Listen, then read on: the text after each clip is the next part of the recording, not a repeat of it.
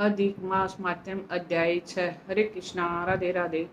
अधिक मास में किए हुए किसी भी कर्म का फल और किसी भी मास में किए गए कर्म से हमें 1000 गुना ज्यादा होकर ही मिलता है। अधिक मास में श्री कृष्ण और राधा जी की पूजा भी हमें जरूर से जरूर करनी चाहिए। श्री कृष्ण को तुलसी की माला से मंत्रों का जाप करना चाहिए।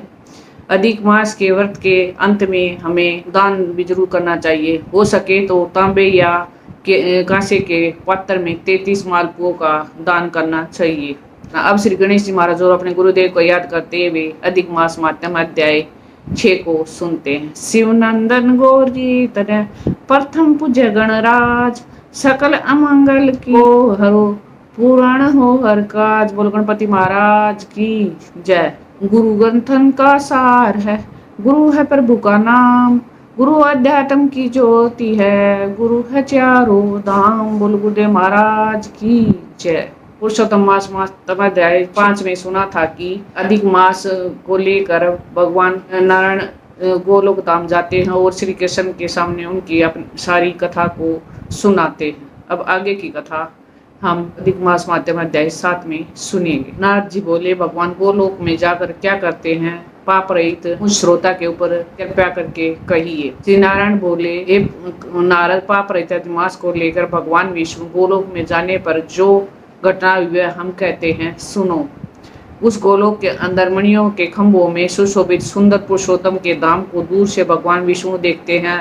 उस धाम के तेज में बंद हुए नेत्र वाले विष्णु धीरे धीरे नेत्र खोलकर और अधिमास को अपने पीछे कर धीरे धीरे धाम को ओर जाते हैं। अधिमास के साथ भगवान के मंदिर के पास जाकर विष्णु अत्यंत प्रसन्न हुए और उठकर खड़े हुए।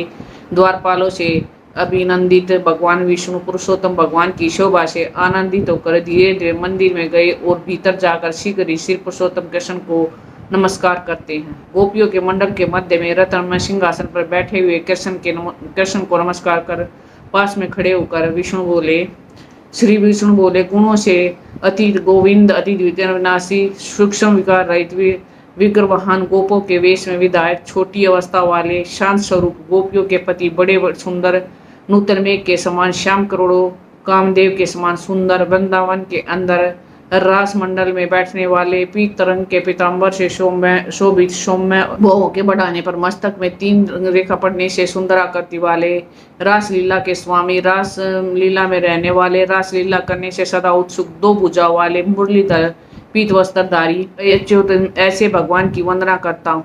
इस प्रकार स्तुति करके भगवान श्री विष्णु नमस्कार कर पार्षदों द्वारा सत्कृत विष्णु रत्न सिंहासन पर कृष्ण की आज्ञा से बैठे। श्री नारायण बोले, यह विष्णु का किया हुआ स्त्रोत प्रातःकाल उठकर जो पढ़ता है उसे समस्त पाप नाश हो जाते हैं और अनिष्ट सोपन भी अच्छे फल को देते हैं और पुत्र पुत्र आदि को बढ़ाने वाली भक्ति गोविंद से होती है। अकीर्ति का नाश होकर सत्कीर्ति में वृद्धि होती है। भगवान विष्णु बैठ गए और कृष्ण के आगे कांपते हुए अधिमास को कृष्ण के चरणों कमलों के नमन कराते हैं। तब श्री कृष्ण ने विष्णु से पूछा कि यह कौन है, कहाँ से आया और क्यों रोता है। इस गोलोक में तो कोई भी दुख भागी होता नहीं है। इस गोलोक के रहने वाले जो सर्वदा आनंद से मगन रहते हैं, ये लोग तो स्वप्न में भी दुष्ट करता या दुख भरा समाचार सुनते ही नहीं है। अतः हे विष्णु, यह क्यों कांपता है, आंखों से आंसू बहाता है, दुखी तुम्हारे सम्मुख किस पर लिए खड़ा है। श्री नारायण बोले, नवीन में के समान श्याम सुंदर गोलोक के नाथ का वचन सुन सिंहासन से उठकर माँ विष्णु मलमास की संपूर्ण दुख गाथा कहते हुए बोले। श्री विष्णु बोले, हे वृंदावन की शोभा का नाथ, हे श्री कृष्ण, हे मुरलीधर, इस अधिमास के दुख का आप ये सामने कहता हूँ, आप सुने। इसके दुखित होने के कारण स्वामी रहित अधिमास को लेकर मैं आपके पास आया हूँ। इसके उग्र दुख रूप अग्नि के आप शांत कर दीजिए। यह अधिमास सूर्य की संक्रांति से रहित है, मलिन है, शुभ कर्म से सर्वदा वर्जित है। स्वामी रहित मास में स्नान आदि नहीं करना चाहिए। ऐसा कहकर वनस्पति आदि ने इसका निराधार किया है। द्वादश मास कला क्षण एन संतवत्सर आदि सेवस ने अपने स्वामी के गर्भ से इसका अत्यंत निरादर किया। इसकी दुखाग्नि से जला हुआ यह मरने के लिए तैयार हुआ। तब अन्य दयालु व्यक्तियों द्वारा प्रेरित होकर हर्षि के शरण जाने की इच्छा से हमारे पास आया और कांपते कांपते घड़ी घड़ी रोते रोते अपना सब दुख जाला इसने कहा। इसका यह बड़ा भारी दुख आपके बिना टल नहीं सकता, अतः इस निराश्रय का हाथ पकड़कर आपकी शरण में लाया हूँ। दूसरों का दुख आप सहन नहीं कर सकते, ऐसा वेद जानने वाले लोग कहते हैं, अतः इस दुखित की कृपा कर सुख प्रदान कीजिए। हे जगतपति, आपके चरण कमल में प्राप्त प्राणी शोक का भागी नहीं होता, ऐसा वेद जानने वालों का कहना कैसे मिथ्या हो सकता है। मेरे ऊपर कृपा करके भी इसका दुख दूर करना आपका कर्तव्य है, क्योंकि ये सब काम छोड़कर इसको लेकर मैं आया हूँ।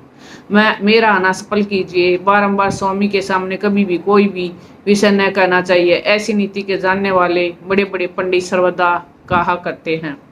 इस प्रकार अधिमास का दुख भगवान कृष्ण से कहकर हरि कृष्ण के मुख कमल की ओर देखते हुए कृष्ण के पास ही हाथ जोड़कर खड़े हो गए।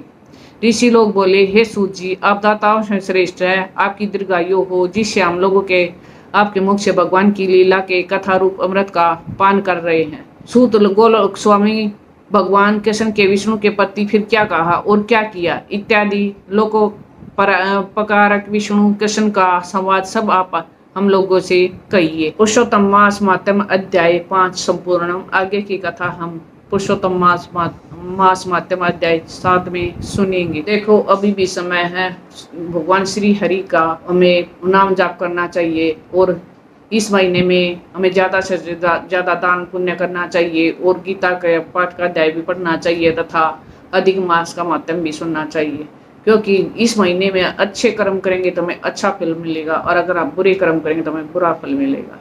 इसलिए हमें अच्छे कर्म करके भगवान श्री हरि को प्रसन्न करना चाहिए। इस कलयुग में भगवान को पाने का सबसे आसान रास्ता है नाम जाप। नाम जाप करके ही हम सब कुछ पा लेते हैं। इसलिए प्रेम से, मन से, भाव से हर समय भगवान का नाम जाप करते रहिए। हरे कृष्णा कृष्णा कृष्णा हरे हरे, हरे Ram Ram Ram Hare Hare. Please in video को ज़्यादा से ज़्यादा शेयर कीजिए, अपने शास्त्रों का ज़्यादा से ज़्यादा प्रचार कीजिए, ये भी एक सेवा। राधे राधे।